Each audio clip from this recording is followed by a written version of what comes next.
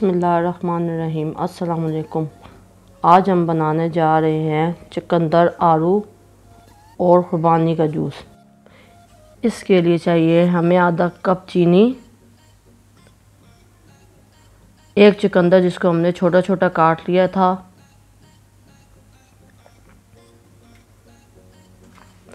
10 سے 12 عدد خوبانیاں جس کی ہم نے گٹھلی نکال لی ہے، اور 2 سے 3 عدد آڑو جس کو چھوٹا چھوٹا کاٹ لیا ہے۔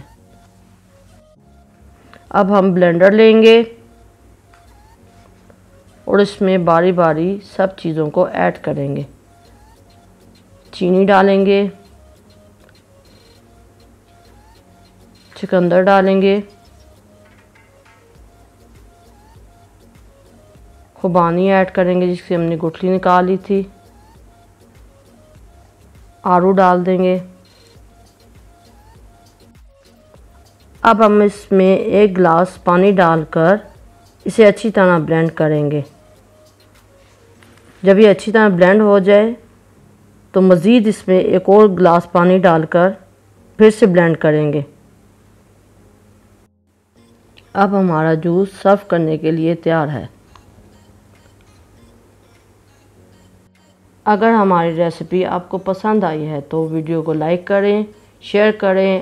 اگر آپ چینل پر نئے ہیں تو چینل کو لازماً سبسکرائب کریں اور بیل آئیکن کو لازماً دبائیں۔